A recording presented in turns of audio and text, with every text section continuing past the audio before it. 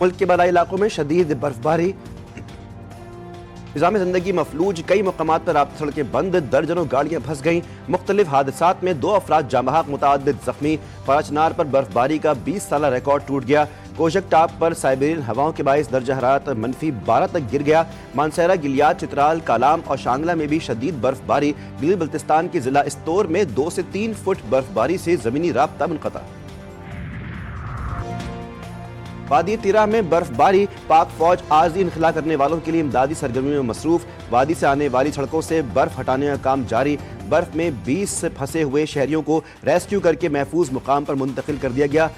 تیرہ administrative complex میں متاثرین کے لیے 200 بستروں کی تیاری مکمل۔ متاثرہ افراد کو خوراک، گرم رہائش اور بنیادی سہولیات فراہم کی گئیں۔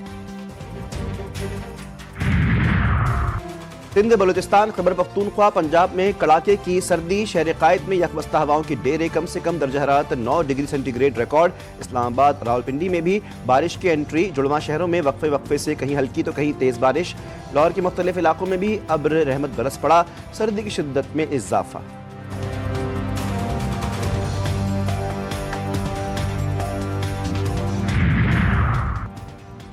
7 دن گزرنے کے باوجود المیہ ختم نہ ہو سکا، فضا آج بھی سوگوار۔ سانحہ گل پلازا میں جاں بحق افراد کی تعداد 67 تک جا پہنچی۔ ملبے سے انسانی باقیات کی برآمدگی جاری، 45 DNA نمونے حاصل کر لیے گئے۔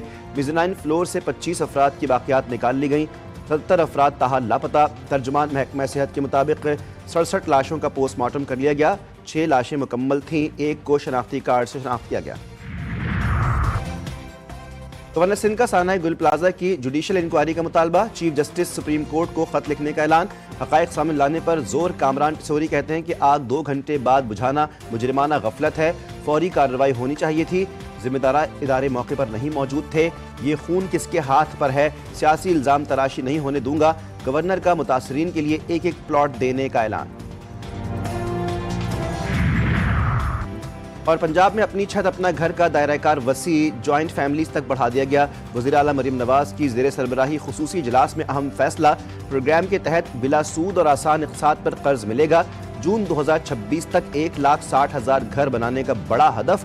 وزیر اعلیٰ پنجاب کا پروجیکٹ کے فنڈز بڑھانے کے لیے اقدامات کا حکم۔ ایران پر حملے کا خدشہ برقرار، امریکہ کا اردن کو استعمال کرنے کا ارادہ۔ اردن کے ایک امریکی اڈے کی سیٹلائٹ تصاویر جاری، اردن ایئر بیسز پر امریکی فضائیہ کے جہازوں کی تعداد میں غیر معمولی اضافہ۔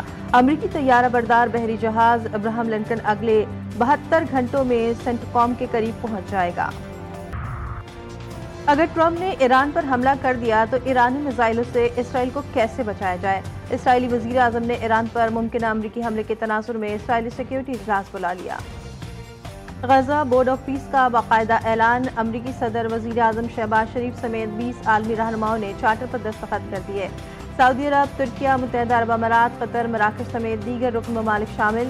ڈیووس میں معاہدے پر دستخط کی تقریب سے خطاب میں امریکی صدر کا بورڈ میں شامل ممالک سے اظہار تشکر، کہا کہ غزہ کے لیے اور بھی بہت کچھ کر سکتے ہیں، غزہ کی بحالی کے بات کے ذریعے دوسرے معاملات کو بھی دیکھیں گے۔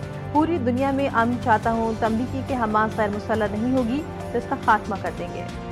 ڈیووس میں غزہ بورڈ آف پیس معاہدے پر دستخط کی تقریب، وزیر اعظم شہباز شریف اور فیلڈ مارشل سید عاصم منیر کی تقریب میں شرکت۔ شہباز شریف کی امریکی صدر سے خوشگوار موڈ میں گفتگو، صدر ٹرمپ کا تقریب کے دوران فیلڈ مارشل عاصم منیر کا مسکراہٹ کے ساتھ خیر مقدم۔ پاکستان کی سیاسی اور عسکری قیادت تقریب میں عالمی رہنماؤں کی توجہ کا مرکز بنی رہی، اہم ملاقاتیں بھی ہوئیں۔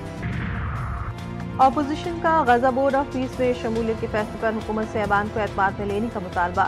ایوان میں لائے بغیر اس معاملے پر فیصلہ کرنا غلط ہے، بورڈ آف پیس میں کن شرائط پر شامل ہوئے بتایا جائے۔ قومی اسمبلی اجلاس میں بیرسٹر گوہر کا مطالبہ۔ ایران میں حالیہ فسادات کے دوران 3117 اموات، حکومت نے 2427 شہریوں اور سیکیورٹی اہلکاروں کو شہید قرار دے دیا۔ فسادات پر حکومتی رپورٹ کے مطابق سینکڑوں سرکاری عمارتیں، بینک، مساجد، مدارس، مزارات، طبی مراکز اور گاڑیوں کو جلایا گیا۔ فسادات سے 30 خرب ریال سے زائد کا نقصان۔ امریکی فوج نے شام میں داعش کے دہشت گردوں کی عراق منتقلی شروع کر دی۔ امریکی سینٹکام کے مطابق اب تک کم از کم 150 دہشت گرد شام سے عراق بھیجے جا چکے، جبکہ مزید 7000 کی منتقلی باقی۔ اقدام شامی فوج اور کرو ملیشیا SDF کے درمیان لڑائی کے بعد کیا گیا۔ پارلیمنٹ کا مشترکہ اجلاس آج صبح 11 بجے طلب، 7 نکاتی ایجنڈا جاری، 2 حکومتی بل، 1 نجی بل پیش کیا جائے گا۔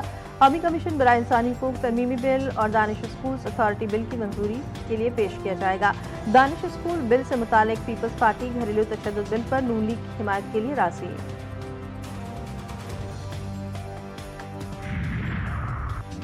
کراچی میں کھلے مین ہول نے ایک اور جان لے لی۔ Federal be area industrial area کے قریب گٹر میں گر کر ایک شخص جاں بحق ہو گیا، شناخت تاحال نہیں ہو سکی۔ اور آج 3 شعبان، دنیا بھر میں حسین ابن حیدر کا جشن۔ 3 شعبان وہ دن جب رحمت کے دروازے کھلے، زمین و آسمان پر نور کی بارش ہوئی، کائنات کو قربانی کا استعارہ، صبر و استقامت کے معراج اور حق کا علمبردار نصیب ہوا۔ امام حسین ابن علی علیہ السلام کا یوم ولادت۔ کراچی سمیت ملک بھر میں محفل میلاد اور جشن کا سلسلہ جاری۔